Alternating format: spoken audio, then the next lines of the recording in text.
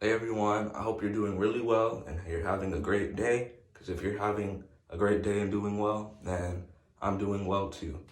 My name is Jonah, and I'm here to talk to you about agoraphobia and inform you about what agoraphobia is and tell you some information about agoraphobia. So here, don't don't judge my quarantine hair. We're in quarantine, and I got my notes with me too because I don't memorize this information. So don't judge me if you memorized it. Great. Yeah, I need notes. So here are my notes. Here are my glasses to read what I wrote, and let's get started. Okay. So according to Comer and Comer, agoraphobia is an anxiety order where people have the fear of being in public places or any places or being afraid of situations where escaping is difficult, and they tend to experience panic attacks. So that basically means people that have agoraphobia are afraid of being around very crowded and populated places. And I'm actually going to talk to you today about a movie that I saw called Copycat, where one of the characters named Helen Hudson has agoraphobia. So, in the 1995 movie Copycat, a character named Helen Hudson has agoraphobia after getting attacked in the bathroom by a serial killer. And she becomes extremely agoraphobic, and she never leaves her apartment. And a year goes by even without her leaving her apartment because her agoraphobia is really bad and she's experiencing a lot of symptoms of agoraphobia. And this symptom of her being afraid to leave her apartment actually kind of is very popular with agoraphobia, being afraid to leave your house. That also, goes with agoraphobia. And according to a study by Balaram and Marwaha, sorry if I mispronounced their names, in 2020, psychological risk factors and personality characteristics haven't been proved to relate to agoraphobia, but trauma, grief, and genetic predisposition are believed to cause agoraphobia. So, like in the movie, Helen Hudson is perfectly fine living a normal life until she experiences trauma, being attacked by a serial killer. And she's actually a doctor, Dr. Helen Hunt, was able to give lectures. And she was, at the start of the movie, she was even giving an enormous lecture in front of a bunch of people at a lecture hall, which shows that she wasn't afraid of being in public, and especially not afraid of being around a bunch of people or being embarrassed or humiliated.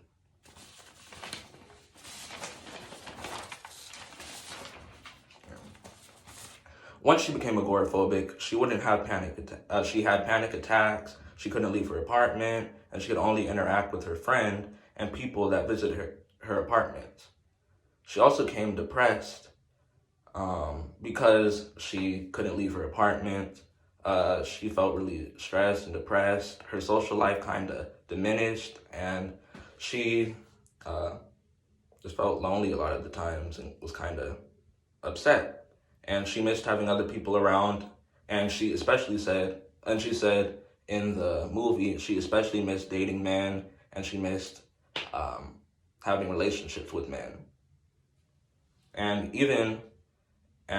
her agoraphobia was so bad that she was confined to being in her apartment. She would never leave, even when the serial killer, who eventually ends up harassing her at her own apartment, when he puts bugs in her bed and a bunch of other stuff, she didn't leave her apartment, and she still felt safe being in her apartment, even though she was being harassed, because she felt more safe being in the apartment while being harassed than she felt in situations where there are other people and crowded and populated situations.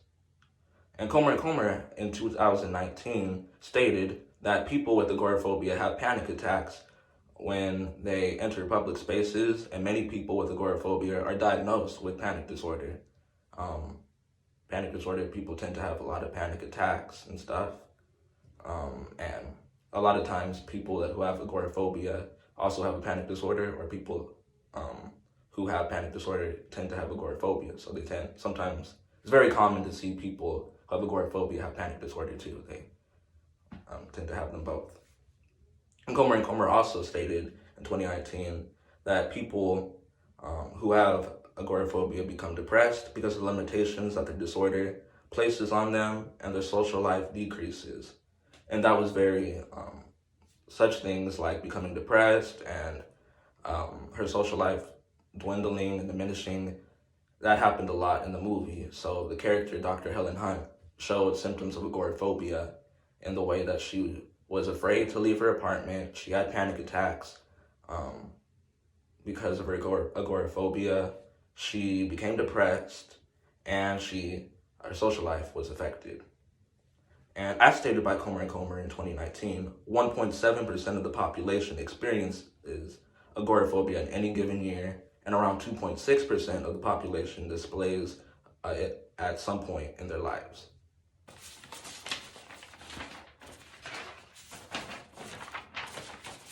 In a study conducted by Cristoforo Saiz Fonseca and Takarikos in 2017, they conducted that there is a large amount of research and literature that displays how effective cognitive behavior therapy and treatment to treating agoraphobia is, but many patients remain untreated because of various barriers to treatment. Meaning, a lot of people, there's a lot of research and literature out there saying that agoraphobia is treated, and a lot of its symptoms are treated to cognitive behavioral treatment, and also showing the effects that cognitive behavioral therapy has on agoraphobia. But a lot of people don't get the help they need. And Comer even stated that in 2019 stated that 46% of people with agoraphobia, only 46% of people who have agoraphobia receive treatment of it. And that's unfortunate because the rest go untreated and just, being unhappy and being miserable and having to suffer from it. And speaking of treatment for agoraphobia, Balaram and Morwaha in 2020 said that patients with mild or moderate agoraphobia use psychotherapy and cognitive behavioral therapy, as well as medications like antidepressants, to treat the symptoms and agoraphobia.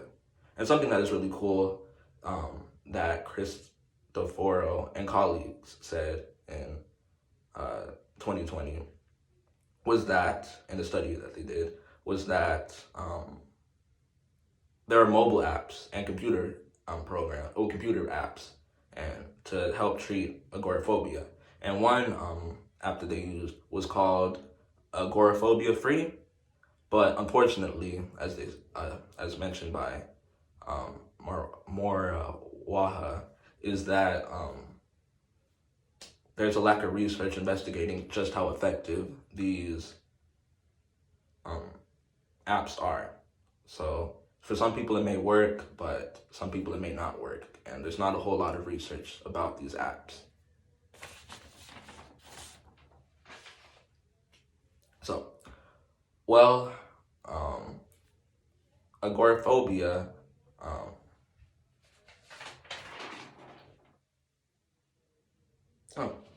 as mentioned by Comer, agoraphobia can be treated, and it's usually diagnosed by the DSM-5.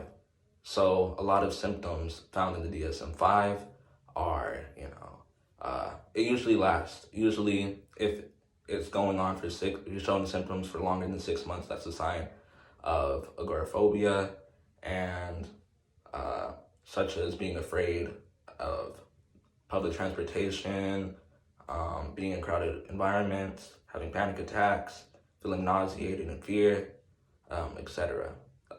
And yeah, let me see if I missed anything.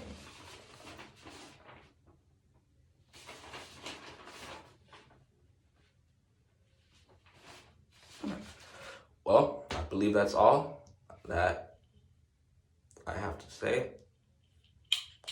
I really enjoyed talking to you guys, and I hope you enjoyed listening to me. And I hope I was able to inform you about agoraphobia and some of the symptoms and how it's treated, and just give you some information about agoraphobia. And hopefully, while recommending a really, really good movie. And if you haven't seen the movie Coffee Cat from the year 1995, go check it out. It's really good. It has Sigourney Weaver in it and Harry Connick Jr. So you should really go check that movie out. And yeah, I hope I was able to teach you about agoraphobia and other things. And I really enjoyed talking to you guys. And have a great day. So bye.